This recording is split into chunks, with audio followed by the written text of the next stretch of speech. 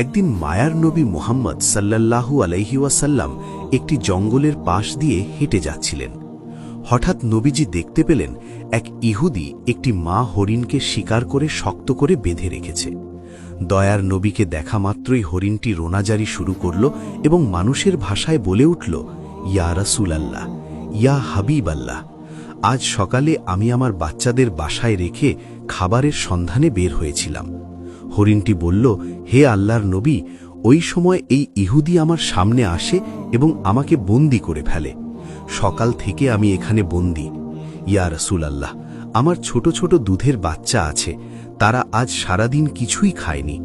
আমাকে না পেয়ে তারা হয়তো অস্থির হয়ে পড়েছে, পিপাসায় তাদের বুক ফেটে যাচ্ছে।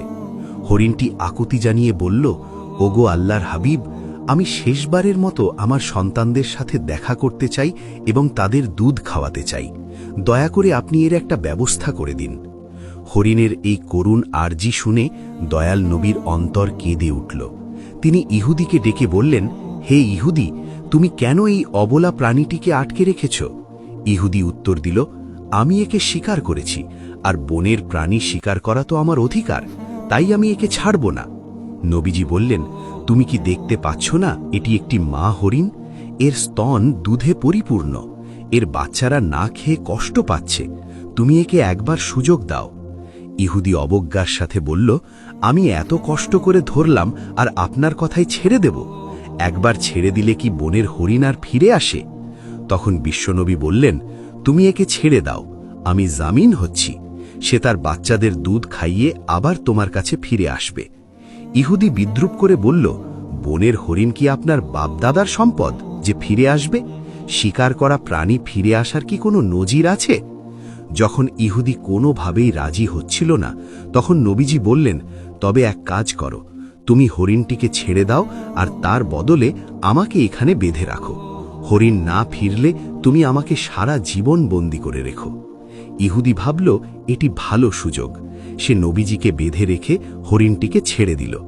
ছাড়া পেয়ে হরিণটি দ্রুত বনের দিকে ছুটে গেল। ইহুদি মনে মনে হাসছিল আর ভাবছিল, এই লোকটির মতো বোকা আর কেউ নেই, একটা বনের প্রাণীর জন্য নিজের জীবন বিপদে ফেলল। ওদিকে মা হরিণ দৌড়ে তার সন্তানদের কাছে পৌঁছল। বাচ্চারা তাকে দেখে বলল, আম্মাজান, আজ কেন এত দেরি হলো? আমরা আপনার জন্য অপেক্ষা করতে করতে ক্লান্ত হয়ে পড়েছি। মা হরিণ চোখের পানি ছেড়ে বলল, ওরে আমার কলিজার টুকরা সন্তানরা, তোমরা তাড়াতাড়ি শেষবারের মতো আমার দুধ পান করে নাও, কারণ হয়তো তোমাদের সাথে আর কোনো দিন দেখা হবে না। বাচ্চারা অবাক হয়ে কারণ জানতে চাইলে মা হরিণ পুরো ঘটনা খুলে বলল। সে বলল, মায়ার নবী মুহাম্মদ সাল্লাল্লাহু আলাইহি ওয়াসাল্লাম নিজের জীবন বন্ধক রেখে আমাকে তোমাদের কাছে পাঠিয়েছেন। ওই নিষ্ঠুর ইহুদি এখন আমার নবীকে বেঁধে রেখেছে। এ কথা শোনা মাত্র হরিণের বাচ্চারা দুধ পান করা বন্ধ করে দিল। তারা বলল, আম্মাজান, আপনি কি বলছেন? মায়ার নবী বন্দী আর আমরা দুধ পান করব? এটা অসম্ভব। চলুন, আমরাও আপনার সাথে যাব। নবীজির সামান্য কষ্টও আমরা সহ্য করতে পারব না। কিছুক্ষণ পর ইহুদি দেখল, বনের ভেতর থেকে কেবল সেই মা হরিণই নয়, তার সাথে ছোট ছোট বাচ্চাগুলোও দৌড়ে আসছে। এই দৃশ্য দেখে ইহুদি থমকে গেল। হরিণটি নবীজির সামনে এসে ক্ষমা চেয়ে বলল, ইয়া রাসূলাল্লাহ, আমার আসতে দেরি হওয়ায় আপনি কষ্ট পেয়েছেন, আমাকে ক্ষমা করুন। নবীজি ইহুদিকে বললেন, হে ইহুদি, এখন তো বিশ্বাস হলো, এই নাও তোমার শিকার, সাথে তার বাচ্চাদেরও নিয়ে এসেছে। ইহুদির পাথর মন এক মুহূর্তেই গলে গেল। সে চিৎকার করে বলে উঠল, ইয়া রাসূলাল্লাহ, বনের পশু পাখিও যার মায়া বোঝে, তিনি অবশ্যই আল্লাহর সত্য নবী। আমাকে আর হরিণ দিতে হবে না, আপনি আমাকে কালেমা পড়িয়ে মুসলমান করে দিন। সুবহান আল্লাহ। নবীজির দয়ায় এক ইহুদি ইসলামের ছায়াতলে আশ্রয় পেল। এমনই আরেক দিনের ঘটনা। নবীজি সাহাবীদের নিয়ে বসে আছেন, এমন সময় এক বেদুইন সেখানে এলো। তার হাতে ছিল একটি শিকার করা গুই সাপ। বেদুইন জিজ্ঞেস করল, ইনি কে? সাহাবীরা বললেন, ইনি আল্লাহর রাসূল মুহাম্মদ। বেদুইন অহংকারের সাথে বলল, আমি লাত ও উজ্জার কসম খেয়ে বলছি, আমি একে নবী মানি না, তবে আমার হাতের এই গুই সাপ যদি সাক্ষ্য দেয় তবে আমি ঈমান আনব। নবীজি সাপটিকে লক্ষ্য করে ডাক দিলেন। সাথে সাথে সাপটি পরিষ্কার আরবি ভাষায় উত্তর দিল, লাব্বাইকা ইয়া রাসূল আল্লাহ, আমি আপনার খেদমতে হাজির। নবীজি জিজ্ঞেস করলেন, হে গুই সাপ, আমি কে? সাপটি বলল, আপনি আল্লাহর রাসূল এবং আখেরি নবী। যে আপনাকে মানবে সে সফল হবে, আর যে অমান্য করবে সে ধ্বংস হবে। এই অলৌকিক দৃশ্য দেখে সেই বেদুইনও সাথে সাথে ইসলাম গ্রহণ করল। একবার আবু জাহেল ও কাফেররা দাবি করল, যদি আকাশের চাঁদকে 2 টুকরো করে দেখাতে পারো তবেই ঈমান আনব। নবীজি আল্লাহর কাছে দোয়া করে আঙুল দিয়ে ইশারা করলেন। তৎক্ষণাৎ পূর্ণিমার চাঁদ 2 খণ্ড হয়ে গেল, এমনকি মাঝখান দিয়ে হেরা পর্বত দেখা যাচ্ছিল।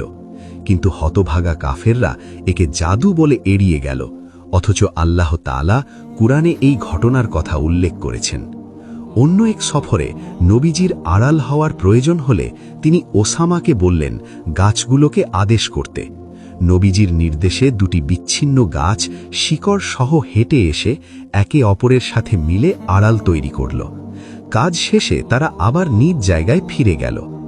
আরেক দিনের ঘটনা, যুদ্ধের এক সফরে নবীজি একা এক গাছের নিচে বিশ্রাম নিচ্ছিলেন। শত্রু গাওরাস ইবনুল হারিস তলোয়ার উঁচু করে ধরল। সে বলল, হে মোহাম্মদ, এখন তোমাকে আমার হাত থেকে কে বাঁচাবে? নবীজি অত্যন্ত শান্তভাবে বললেন, আল্লাহ। আল্লাহর নাম শোনা মাত্র শত্রুর হাত কেঁপে উঠল এবং তলোয়ার পড়ে গেল। নবীজি সেই তলোয়ার উঠিয়ে বললেন, এখন বলো তোমাকে কে বাঁচাবে? লোকটি ক্ষমা চাইল। নবীজি তাকে বিনা বাক্যে মুক্তি দিলেন। তার এই মহানুভবতা দেখে সেই শত্রুও পরে ইসলাম গ্রহণ করে নিজের গোত্রকে ইসলামের পথে নিয়ে আসে। সুবহানাল্লাহ। প্রিয় দর্শক, ইনি ছিলেন আমাদের দয়ার নবী মুহাম্মদ সাল্লাল্লাহু আলাইহি ওয়াসাল্লাম। পশু পাখি, গাছপালা, এমনকি জড় বস্তুও তার নবুয়তের সাক্ষ্য দিত। আল্লাহ আমাদের সবাইকে নবীজির আদর্শে জীবন গড়ার তৌফিক দান করুন। ভিডিওটি ভালো লাগলে শেয়ার করে ইসলাম প্রচারে অংশ নিন এবং কমেন্টে লিখুন আমিন।